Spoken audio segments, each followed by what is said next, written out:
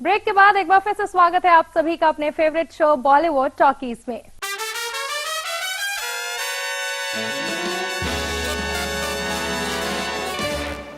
There was a time in Bollywood जब macho man Hrithik Roshan के साथ काम करने के लिए एक्ट्रेस उन्हें अप्रोच करती थी, लेकिन आज कंडीशन ये है कि ऋतिक को अपनी मूवीज के लिए खुद ही एक्ट्रेस को अप्रोच करना पड़ रहा है, लेकिन कोई भी एक्ट्रेस उनके साथ काम करने को तैयार ही नहीं है।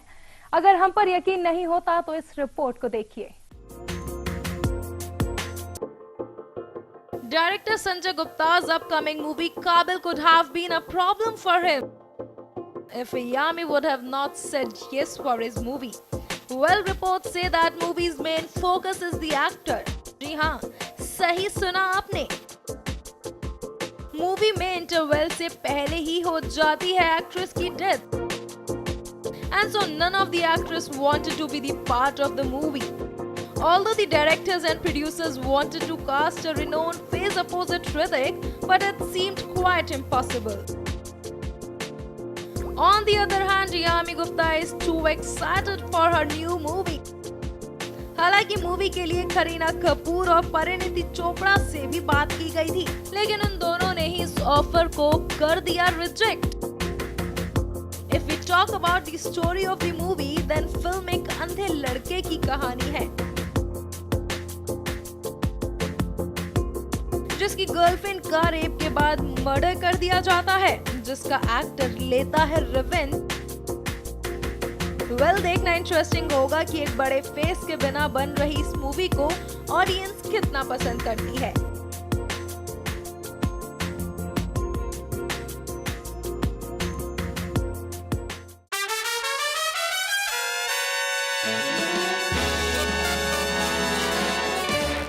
स्पॉट फिक्सिंग केस में बैन लगने के बाद क्रिकेटर एस श्रीसंत अब बॉलीवुड में अपना चांस आजमाना चाहते हैं, जिसके लिए वो पूजा भट्ट की अपकमिंग मूवी कैबरेट से डेब्यू करने जा रहे हैं। ऑल दिस मूवी में उनके अपोजिट हैं hot and glamorous actress Richa Chadha, लेकिन फिर भी एक क्रिकेटर से एक्टिंग करा रहे प्रोड्यूसर्स और डायरेक्टर्स के लिए ये मूवी किसी रिस्क से कम नहीं है।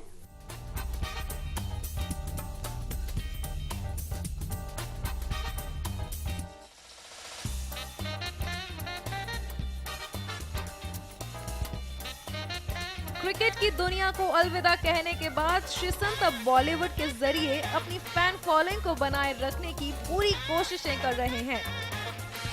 That's why he signed up Pooja Bhatt's movie Cabaret, in which he is cast opposite the glamorous Richa Chadha. Well, इस मूवी के जरिए श्रीसंत अपने करियर की दूसरी इनिंग्स की शुरुआत तो करने जा रहे हैं, लेकिन देखना इंटरेस्टिंग होगा कि मिस्टर क्रिकेटर ऑडियंस को कितना इम्प्रेस कर पाते हैं। वैसे मूवी में मिस चड्ढा के रोल को भी काफी स्ट्रॉन्ग माना जा रहा है। When asked about the movie from the producer Pooja Bhatt, she added up by saying that while shooting for Cabaret, miss Chadha हो गई थी बीमार, क्योंकि scene demanded her to smoke, जिस वजह से वो काफी बीमार पड़ गई थी। Reason being, Richa actually don't smoke in real life, and for this, she even took a break from her shooting schedule. हालांकि मूवी के लिए कई अटकलें लगाई जा रही थी कि मूवी किसी की रियल लाइफ से इंस्पायर्ड है, लेकिन पूजा भट्ट ने ऐसी किसी भी बात को एक्सेप्ट करने से इनकार कर दिया।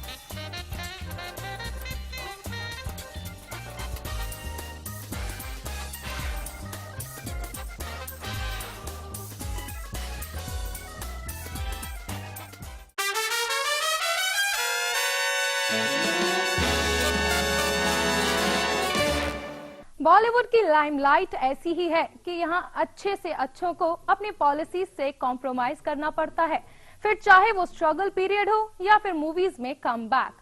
अब आप सोच रहे होंगे कि भला हम ऐसा क्यों कह रहे हैं, तो जनाब आप भी सुन लीजिए, क्योंकि ये न्यूज ही ऐसी है।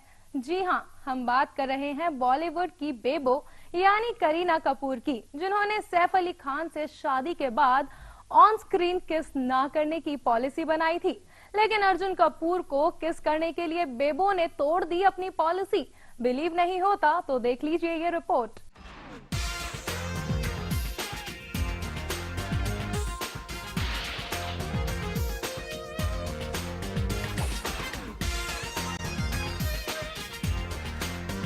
सुनिए सुनिए सुनिए, हमारे पास है आपके लिए एक ऐसी खबर जिसे सुनकर आप भी यही कहेंगे, ये क्या बेबो, आपसे ऐसी उम्मीद तो नहीं थी।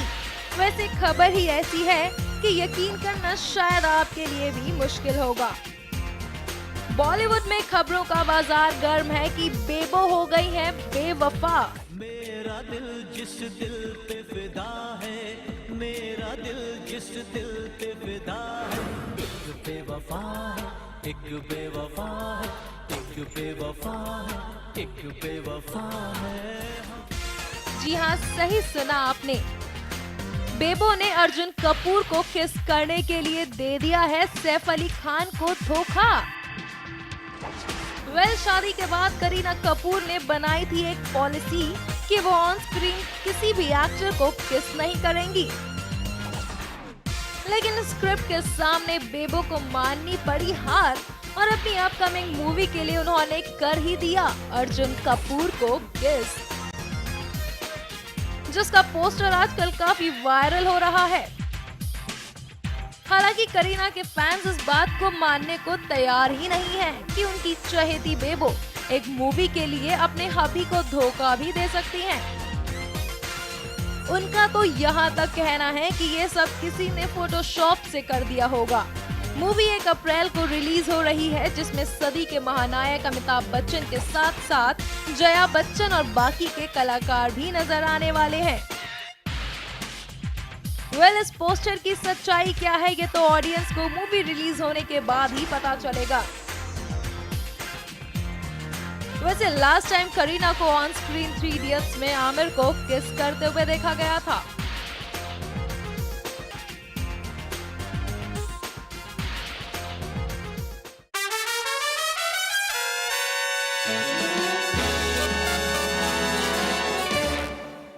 फ्रेंड्स, तेरे बिन लादेन के सुपर हिट होने के बाद एक बार फिर आपको हंसाने के लिए डायरेक्टर्स ला रहे हैं मूवी का sequel. Mr. President, do you have any proof that he is dead? إن أمريكا ستعاقب لأجل ما قامت به من مظالمها في العراق وأفغانستان. तेरे बिन लादेन 2 मुहूर्त शॉट एंड एक्शन। अरे कट इट, कोई इसको नीचे उतारो। और रुक के बोलो ना, सुपरमैन बनाता है। मुर्गा देर से फटा यार, एक और लेके जाओ। लेग पीस इकट्ठे कर ले, नाश्ता तो करिए। The guy in this film looks exactly like Osama. Mr. President, I'm gonna get you. You're dead, Osama bin Laden. Myself, David Chadda, Hollywood producer. क्या खास रहेगा इस बार के सीक्वल में और कैसे इस बार मूवी का क्रू करने वाला है आपको एंटरटेन? जानने के लिए देखिए हमारी रिपोर्टर मयूरी गुप्ता की मूवी के डायरेक्टर अभिषेक शर्मा से खास टिक टैक। हम उनसे पूछते हैं डायरेक्टर जी से कि ऐसी मूवी कॉमेडी के रूप में पेश करने की उनकी क्या खास वजह थी? देखिए, हर चीज़ को आप कॉमेडी की मेरे हिसाब से कोई जॉनर नहीं है, आप हर चीज़ को हंसी मजाक में और व्यंग के रूप में बयान कर सकते हैं। सो मेरा नज़रिया जो है वो लाइफ के प्रति ऐसा ही था। So that's how I write and that's how I make films, that's how I create.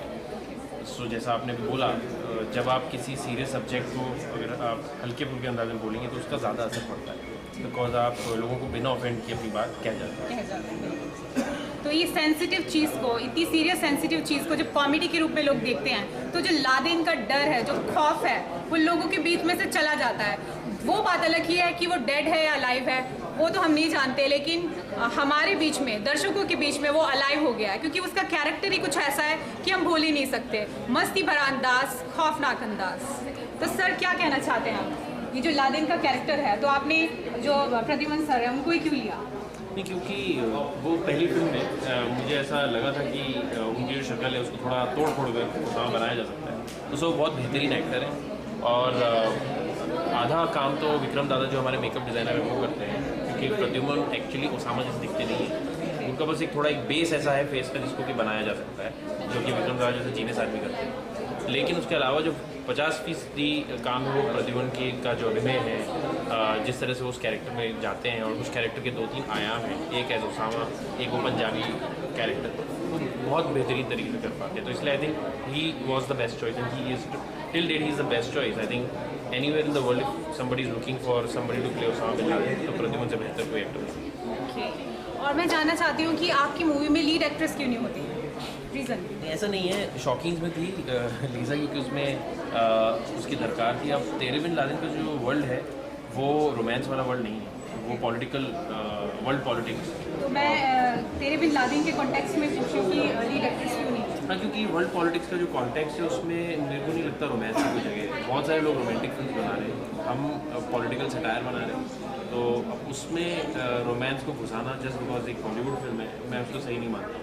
I think audience में बात काफ़ी मैच्योर हो गई है कि वो हर फिल्म में रोमांस नहीं ढूंढते हैं। इनफैक्ट बोर हो जाते हैं अगर आप ज़बरदस्ती घुसेड़ दो रोमांस को। So I think it was not needed and that's why it's not. Okay, तो लीग से हटकर ये एक मूवी है, आई होप ऑडियंस बहुत ही ज़्यादा सराहेगी इस मूवी को, खूब मज़ा आने वाला है, बहुत ही एंटरटेनिंग मूवी है। बेस्ट विशेस हैं सर की मूवी के लिए। Thank you so much Mayuri Gupta, India prime. Well friends, ये था हमारा आज का एपिसोड बॉलीवुड टॉकीज। इसी तरह की खास और चटपटी खबरों के साथ फिर मिलेंगे आपसे अगले एपिसोड में। तब तक के लिए गुड बाय।